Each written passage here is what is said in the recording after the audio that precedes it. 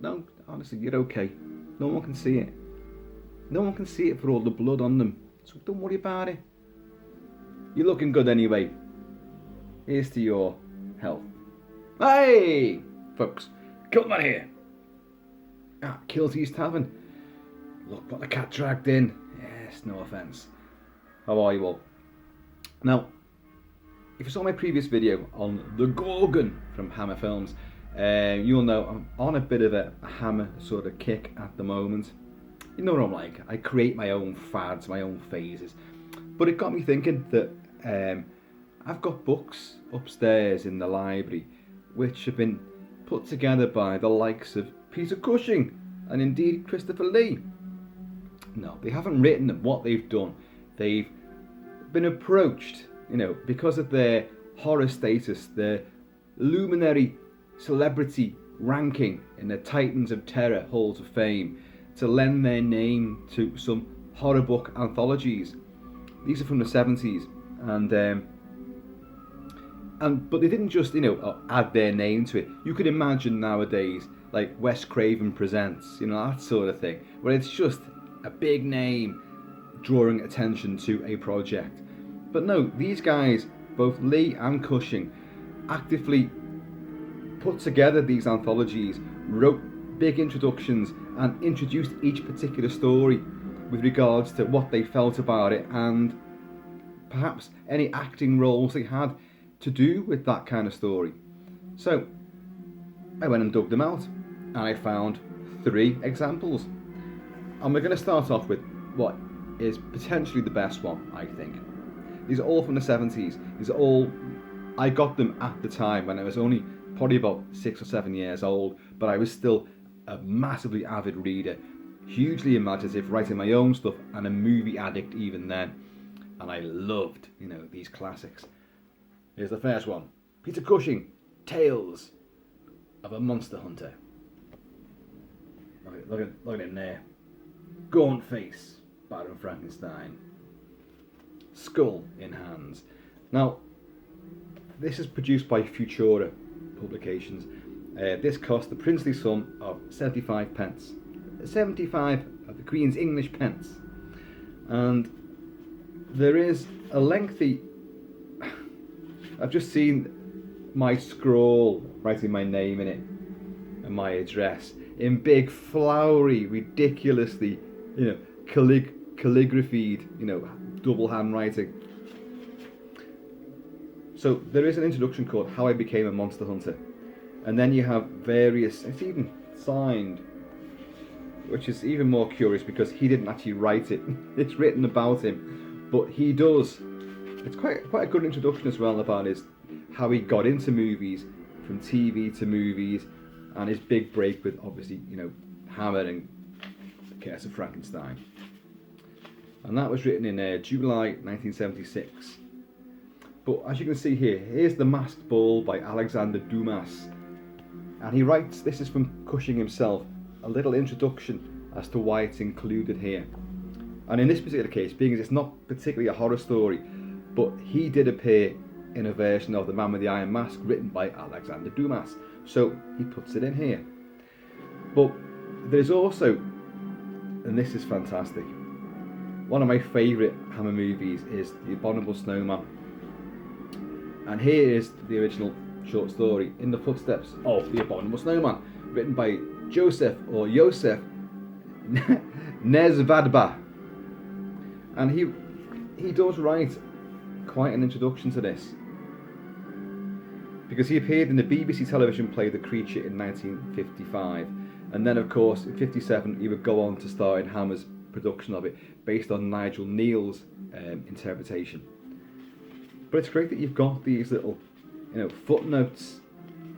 I mean, they're great stories in their own right, and that should not be detracted from, but for the purposes of this, it's just great to see that Peter Cushing and Christopher Lee both took an active interest in the literary sources and would then put them out and totally put their name towards it to help promote these stories.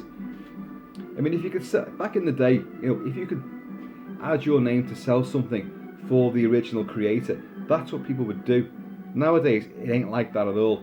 Can you imagine getting, I'm just trying to think, who, for the sake of example, a genre like the horror genre, what names are now actor-wise or anything-wise synonymous with horror these days?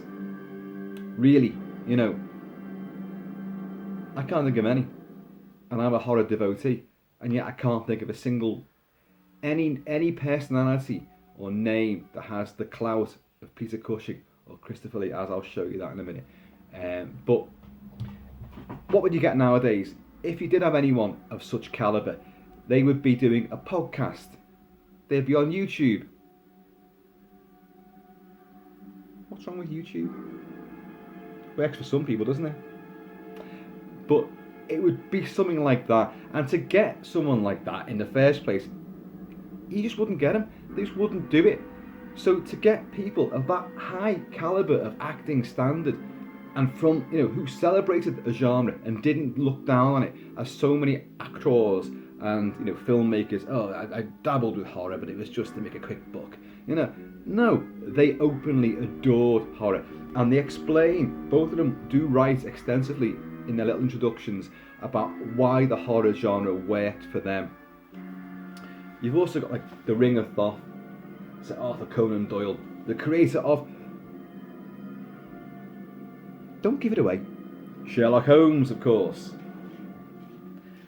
Both Christopher Lee and Peter Cushing would star in The Hound of the Baskervilles. You've got the Gorgon here. Now, this is by a writer called Gertrude Bacon. Now, it is not the basis of the film that Hammer made in 1964, and I reviewed in the previous video. It is not that movie at all. That was based on a different story. But this still, yeah, this is what he says. The Gorgon, 1964, was one of the very few films in which I played an evil man. I don't think he's evil. I've actually got a quote from him from another source where he says he wasn't an evil man. He was just, he had a different agenda than everybody else. He wasn't evil, you know, necessarily. And I believe that other description. Namaroff isn't an evil man. He's got another, you know, objective. He's looking after the Gorgon because he loves her. Anyway, although to be fair, even this character, Dr. Namaroff, had a secret reason for behaving as he did. Again, I was teamed up with Christopher Lee in an original screen story which drew on the old Greek legend of the hideous female monster who had snakes instead of hair on her head and turned anyone foolish enough to look at it into stone. The tale here by the Victorian writer Gertrude Bacon also makes use of the tradition and is interesting in being one of the very few short stories written on this topic. Awesome. The Man Who Collected Poe, The Ghoul of Golders Green. But the one that I want to draw attention to here, and many people will know, or may know what I'm coming to here, is There Shall Be No Darkness by American sci-fi writer James Blish. Now this became the basis of the extraordinarily effective movie which I have cited many times from Amicus, The Beast Must Die, about a werewolf at a house party, isolated, and a big game hunter in the movie who was going to hunt this werewolf down and destroy it. And I adore the movie beyond belief. In the film, Peter Cushing plays Dr. Lundgren, I remembered it, who's meant to be this Norwegian authority on lycanthropy. And although Cushing is great in it, you know, I will never hear a bad word against the man, but his accent, and apparently he had a voice coach and he did study the linguistics of Northern Europe and, you know, a Norwegian accent. But I've got to be honest, it it makes me laugh every time I hear him open his mouth and speak. But, you know, he still plays a great role in it. And he played in 2 werewolf movies as well. He played in The Legend of the Werewolf for Tyburn, where poor David Rintoul has to adopt a poor man's version of the Oliver Reed makeup from The Curse of the Werewolf for Hammer. But yeah, it's brilliant. And he actually draws, you know, similarities between, you know, some of these characters, and especially here with Hamlet and pure Shakespearean drama. So what I'm saying there is that someone of such talent and range and diversity as Peter Cushing would never belittle the genre which made his name. He never turned his back on it, and he returnned to it time and time again. It was what he loved, and the monsters that he fought against, the monsters that he became. Frankenstein is definitely a monster more than the creature is. He found a humanity and a pathos and a believability in playing these people and in the stories that surrounded them, and that genuinely comes across. So he gives gravitas to these. Otherwise, however you want to describe the genre, especially during those days where they were 10 a penny and they were thrown out into an audience and then meant to be forgotten about. Well, there's a reason why the Hammer films are not forgotten and that these performances stand the test of time, because people like Peter Cushing, Christopher Lee, believed in what they were doing. So that, if you can find a copy of that, it's well worth it. The stories, I know I'm talking about the personalities behind these anthologies, but that's not to take anything away from the actual stories that are in there, which are all magnificent. Awesome stuff. But it wasn't just Peter Cushing that did this. Oh no. His screen rival so many times, but off screen, one of his best friends ever, Christopher Lee. And Christopher Lee put out, look at these. Christopher Lee's Archives of Evil. Look at him there, look at his eyes, look at him. He is the Count. And a rather older one there, he's shot through with the grey, Again, wonderful stuff. Edited by Michael Parry. Now, who published these? This is Mayflower and Granada. I've got two of these, put these books out. And again, it's the same thing. It's a compilation of short stories which Lee has had a hand in collecting and collating and putting together, and then writing, little introductions to. So you have an introduction by Christopher Lee. We all love to dream and escape for a time from the disagreeable problems and realities of everyday life. I am certainly no exception to that, and that's one of the main reasons why I so enjoy the kind of stories to be read in this second collection of my favourite tales of fantasy. Second collection. See, the weird thing is, that's called Archives of Evil, and I do have another Christopher Lee book, but that's called more of Christopher Lee's New Chamber of Horrors, because there was a first volume of that. So was there a different volume of I don't know.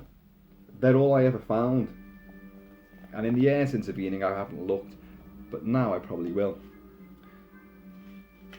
So he does say as well that in one of these introductions that, and this is Christopher Lee speaking now, that a part of the reason why we love these things is that it's an escape valve for the horrors of reality. Now don't forget, he wrote this, he said this back in 1970.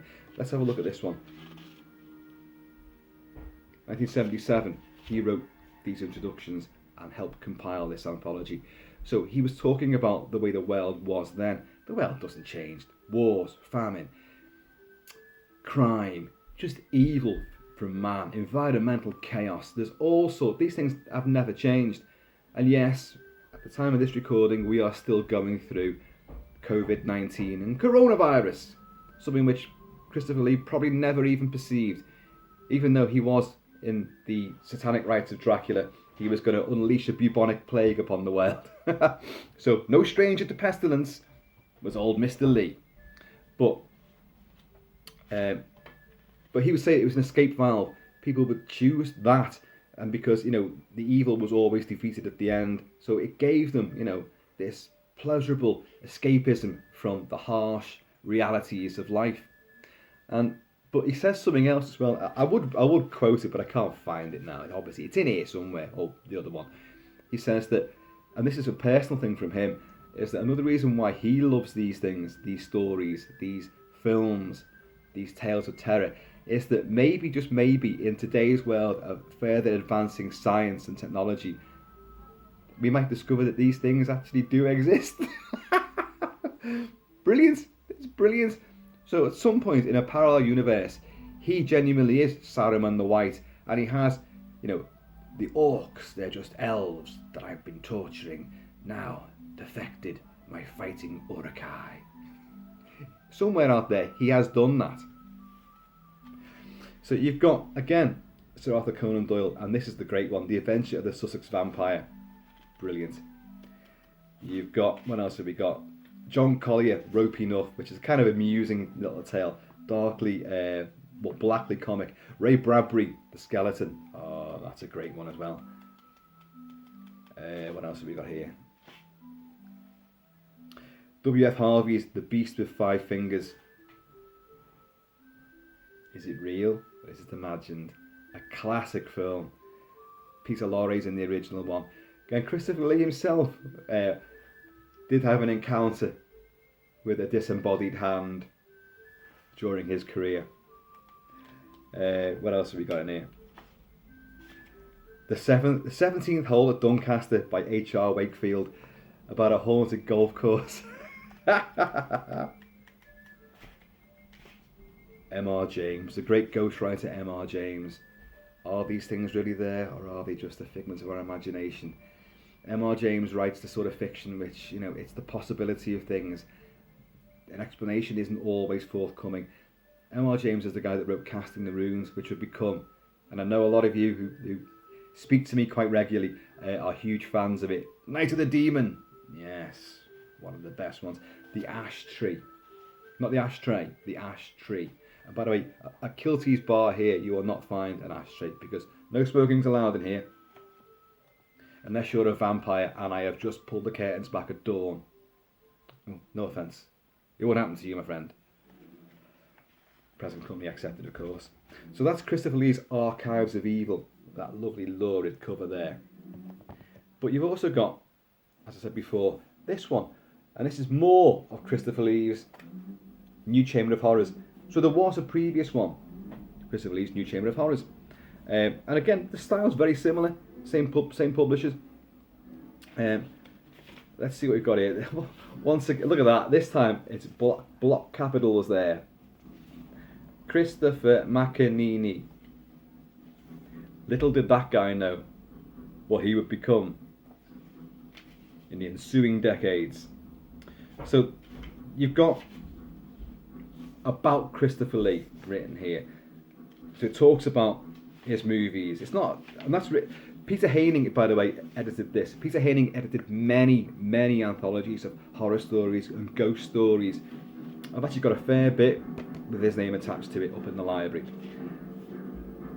So that's Peter Haining writing about Christopher Lee. Then you have an introduction, which is written by the great man himself and signed in London in spring 1974. The Empty Sleeve by Algernon Blackwood. And again, you have these great little introductions here. What else have we got? The Thing on the Doorstep. Oh, yes. H.P. Lovecraft.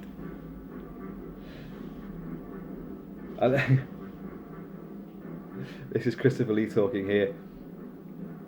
It is interesting to see how he addressed his mail from the Cave of the Crumbling Bones at the hour of rustling and the slithering, and signed himself, yours by the sunken pylon. Ekpl. Because this is, he actually wrote to H.P. Lovecraft. For Ghost in Hamlet by Fritz Leiber. Fritz Leiber, who did a lot of science fiction. So what else have we got here? These are quite long stories, actually. The Devil, George and Rosie by John Collier. Again, he wrote in the previous book. A Life for a Life by Dennis Wheatley. And of course, Dennis Wheatley wrote The Devil Rides Out. And in Hammer's exquisite version, Devil Rides Out, Christopher Lee plays the Duke de Richelieu, who is the hero, a cult-versed, a satanic battler against all forms of evil.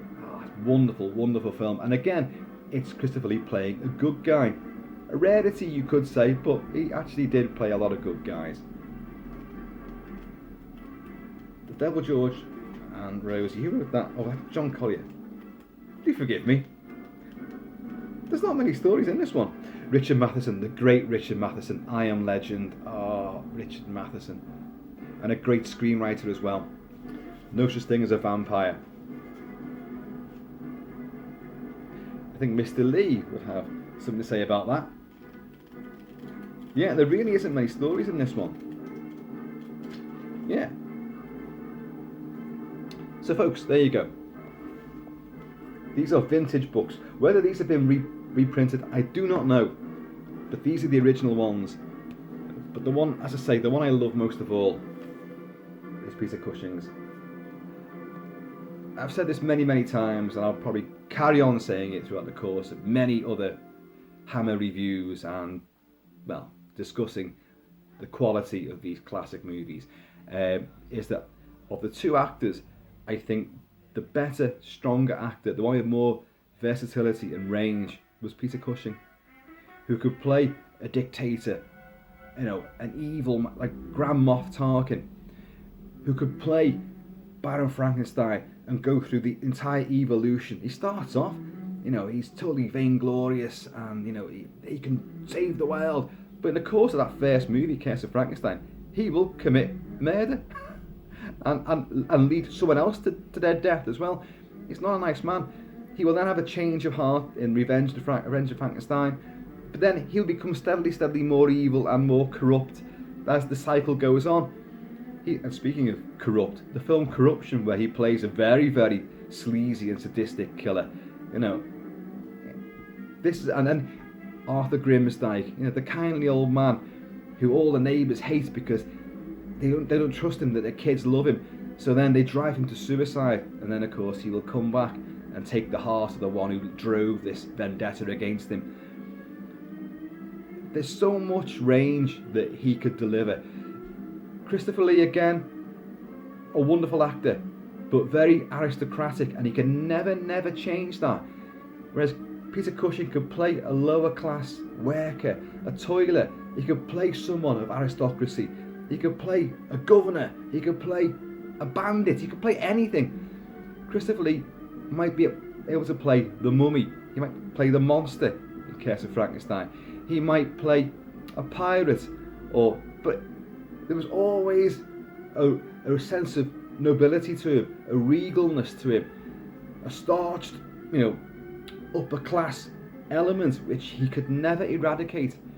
Some of his best roles, of course, were playing, well, you'd say against type, but were they?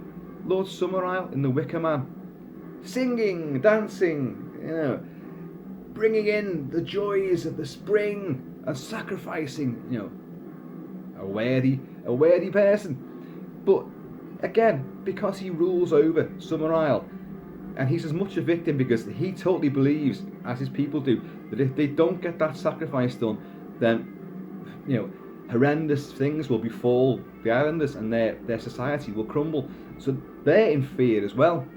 But he still lords over the island, although he's mostly very benevolent to his people. He's hugely benevolent.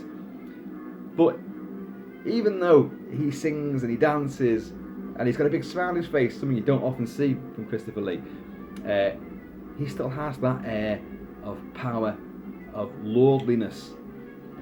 And as I say, you can never eradicate that. Whereas Peter Cushing his range was just huge, colossal. By the way, what's playing there is the great James Bernard score for The Legend of the Seven Golden Vampires. Yes, it's where Hammer met, the Shaw brothers and did Kung Fu vampires. Brilliant though, brilliant. They wear masks and they shuffle. The hordes of the undead, they come out of the graves and they shuffle down these country lanes. And then they begin to hop as well. They're hopping vampires. James Bernard's score, it's electrifying. So, folks, and Peter Cushing was in that. Christopher Lee sadly was not. But there you go. This was another little whistle-stop tour of Hammerish type things. But just great to say that people like them would lend their names, not for any self-gain, but to help other artists like these writers, like to sell these stories. Obviously some of the writers were long dead, but they were classics that they wanted to put out there to the public because of a sheer love for the genre and what it had done for them, and well, they love it anyway. So why not bring the literary equivalents out to a larger audience? You don't get that these days, folks. You do not get that these days, do you? He says no, but it's difficult with them moulders. Anyway, folks, this was another little spectral, hammerish interlude to brighten your day, I hope. So folks, in the meantime, and indeed the in-between time, please do be happy and be safe, and make time for Hammer, because it's always Hammer time.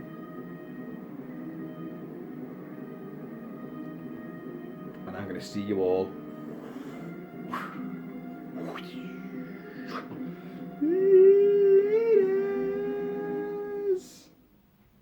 superstars of horror endure.